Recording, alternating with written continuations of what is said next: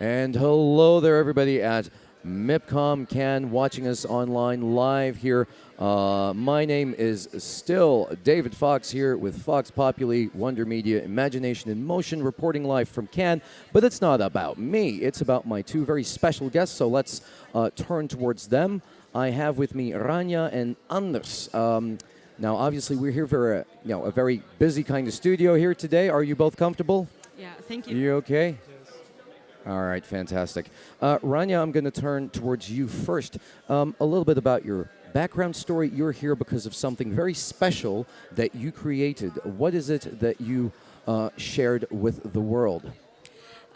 So I basically documented my journey from Syria to Austria. Okay. We made it together, me and Anders, and then it was published by The Guardian. Mm-hmm. What I did was that when I left Syria, I decided to film my journey, to share it with the world, and after that it was published and it was seen by over 9 million people. 9 million people. Yeah. Oh my goodness! You said you decided to film your journey from the very beginning. That was something that you did consciously. It seems like an obvious question, but why did you decide to do this? Were you in any way conscious at the time of the potential impact of this piece of documentation? So, to me, I've always thought that the real story of escaping a war zone should be told by people who have done it.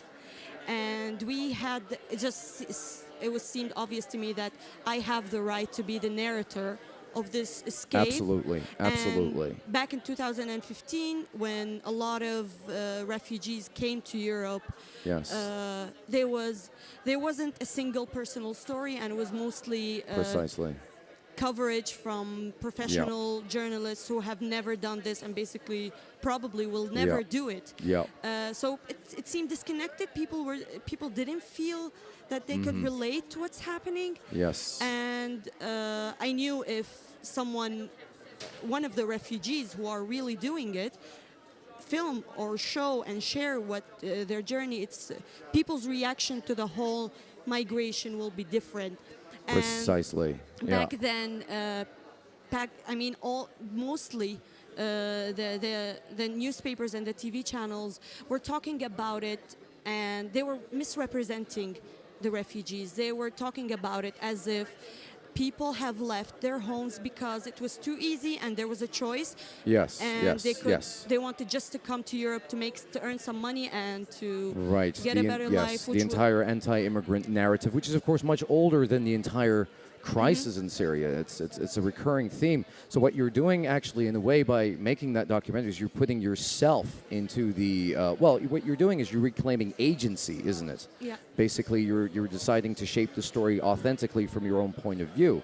When was your documentary released? It was released in August 2017. Okay. Yeah.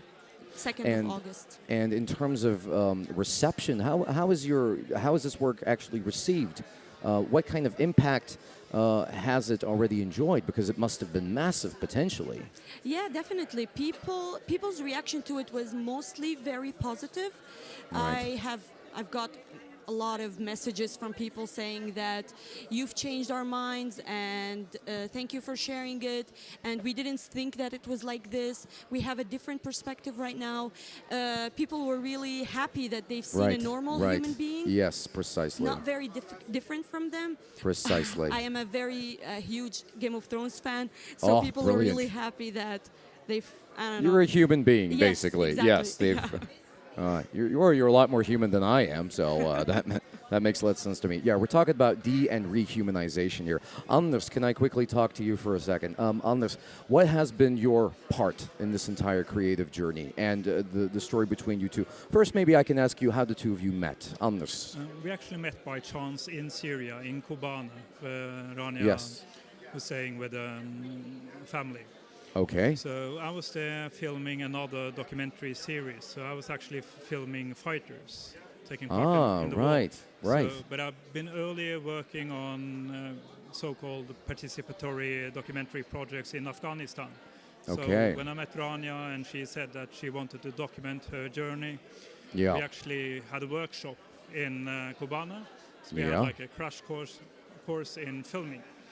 So Rania would test a GoPro camera and she would walk around and talk and film, and we watched it together, and we also watched some other documentaries worked on earlier, and we talked about basically the basics of filming and how you can tell your own story to a small camera. And then, focusing on the technical as well as... but also to be natural, because Rania, I think one of the main reasons why this movie has been seen by so many people is that Rania is very natural in front of camera, which is a difficult Which thing. I can see right now. Yes. The two of you, in fact. She is very good at talking. So we had some course for a period, and then Rania left. And then we didn't know how far she would get, like all the other refugees leaving Precisely. at this time.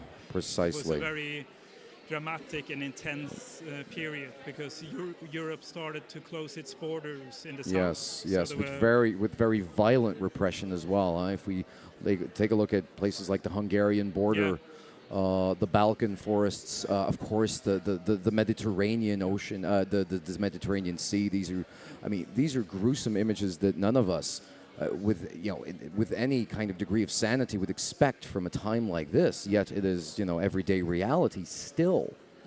Still, and I mean, what you're doing really is you're putting a story on the map from your own perspective, which is kind of reclaiming, as you said, which is a very powerful thing to do, isn't it? To reclaim a narrative. Yeah, I'm not sure if people would actually believe it if they didn't see it, because Precisely. in the movie you can see both the crossing of the sea, but also how the Macedonian police is shooting tear gas at Rania and the other refugees. As if they were criminals. Yes. As if they were, beasts almost, huh? No, it was terrible. Absolutely. Terrible. It kind of falls into a category of documentation, which is, of course, primary and fact-based, but also very emotionally intense, I can imagine. I mean, Rania, a question for you, and it's kind of an obvious one, was the montage afterwards, the working, finalizing, and distributing of this documentary, was this something that, how was that process for you emotionally? Because you stood eye to eye with a very traumatic experience, essentially. Well, honestly, when I was doing it, I was, of course, before I was very afraid before doing the journey and before filming.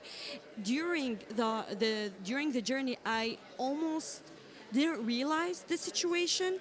But after I reached Austria and we sat and Anders was doing the editing, and I was seeing all the clips and everything that has been filmed.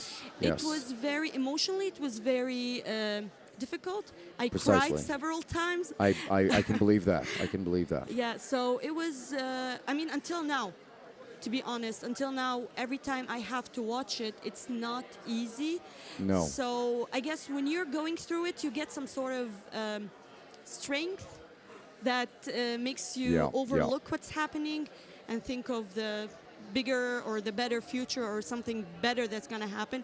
But when you sit and reflect on what had happened with you and what you've been through, it's very difficult. It wasn't easy at all.